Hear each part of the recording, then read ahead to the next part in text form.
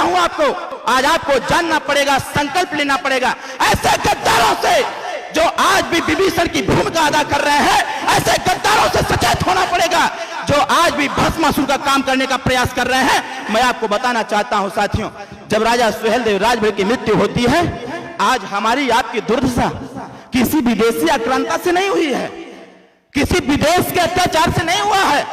आज हमारी आपकी जो दुर्दशा है, जो हमारा राजपाट छीन लिया गया, वो कोई विदेशी व्यक्ति नहीं था साथियों। तो यही के रहने वाले जो अपने आप को सबसे बड़ा धर्म का ठेकेदार समझते हैं, उन्हीं लोगों की वजह से साथियों आपका इतिहास भी खत्म हो गया, उन्हीं लोगों की वजह से आपका साम्राज्य भी खत्म हो गया। नहीं तो मैं इसको सिद्ध करना चाहता हूं। लेटने के उतना मैं आपको बताना चाहता हूं, बस 10 मिनट में और आपका लूंगा। 10 मिनट में मैं उन सारी चीजों को स्पष्ट कर दूंगा कि आखिर इस मंच पर बैठा वो शख्स जिसके साथ शंकर भगवान भी हैं और ओम का उच्चारण करने वाला पूरा यूनिवर्स भी साथ में है साथियों, वो व्यक्ति यहां पर बैठा हुआ है। मैं लाऊंगा उस चीज को कि यहां पर बैठा हुआ व्यक्ति कौन है, जिसको लोग बहुत हल्के में लेने का प्रयास करते हैं। मैं इतिहास के साथ अपने नेता श्री ओम प्रकाश राजभर के इतिहास को जोड़ने का प्रयास करूंगा। और कहा जाता है अगर रात हुआ है तो दिन भी होना लाजमी है, और दिन हुआ है तो रात भी होना लाजमी है। उसी प्रकार से अगर हमारा इतिहास था, इतिहास लोगों ने खत्म किया, तो इतिहास को बनाना भी लाजमी करना पड़ेगा और इतिहास को दोबारा रिपीट करना पड़ेगा। साथियों, जब राजा सुहेलदेव राजभर की मृत्यु होती है, बड़े कुशल से सब कुछ चलता रहता है।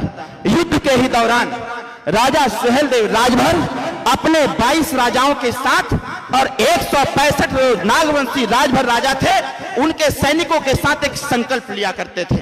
संकल्प क्या लेते थे?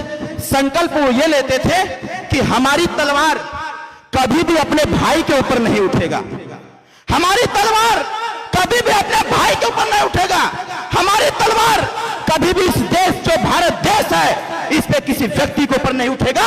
नागवंशी क्षत्रियों की तलवार तब चमकनी चाहिए जब ये पता चल जाए कि हमारा भारत देश खतरे में है, हमारे देश की संस्कृति सभ्यता खतरे में है। साथियों, ये संकल्प राजा सुहेलदेव राजभर ने दिलवाया था। मैं आपको बताना चाहता हूं, उसी दौरान एक घटना घटित होता है। यही के इसी देश के कुछ ऐसे गद्दार राजा थे जिनको ये पता चल गया था कि नागवंशी क्षत्रियों का शासन धीरे धीरे बढ़ता चला जा रहा है, उनको ये पच नहीं रहा था। और यहीं के लोगों ने योजना बनाया कि जब तक इस सृष्टि से नागवंशी क्षत्रिय राजभर का पतन नहीं होगा, जब तक इनका नामो निशान नहीं खत्म होगा, तब तक भारत देश पर कोई दूसरा राज नहीं कर सकता है। साथियों, इसी संकल्प को लेकर के यहीं के राजाओं ने साथियों आपको परेशान करने का प्रयास किया और एक आदेश जारी करवाया। ये नागवंशी क्षत्रिय पूरे भारत में कहीं मिल जाए, आदेश दिया गया यहाँ के राजाओं के द्वारा कि अगर इनके साम्राज्य को कब्जा करना होगा, तो यहाँ के राजाओं ने आदेश जारी कर दिया कि नागवंशी क्षत्रिय पूरे देश में कहीं भी मिल जाए तो जो व्यक्ति जितना गर्दन काट करके लेकर के मेरे पास आएगा उसको उतना बड़ा इनाम दिया जाएगा। कहने का मतलब है साथियों, आपको खत्म करने के लिए, आपको बर्बाद करने के लिए यहाँ के राजाओं ने षड्यंत्र रचा और स्थितियां ऐसी हो गई कि धीरे धीरे करके साथियों हम लोग अपने साम्राज्य को त्याग दिए, क्योंकि हमने संकल्प लिया था कि तलवार नहीं उठाऊंगा। और यहाँ के राजाओं ने हमको धीरे धीरे खदेड़ने का प्रयास किए। हम लोग अपना साम्राज्य छोड़ के जंगल में चले गए, जंगल से पहाड़ों में चले गए, और पहाड़ों के बाद जो भी हिम्मत से और अपने गट्स के साथ उन लोगों से चुनौती को स्वीकार करते रहे, वही साथियों इस सृष्टि पर अगर राजभर कहने का हकदार कोई है तो वो राजभर समाज के लोग हैं, जो अपने नाम के आगे राजभर शब्द जोड़ते हैं, वही इस देश के सबसे बड़े वीर सपूत हैं। साथियों, इतिहास को दोहरा रहा है।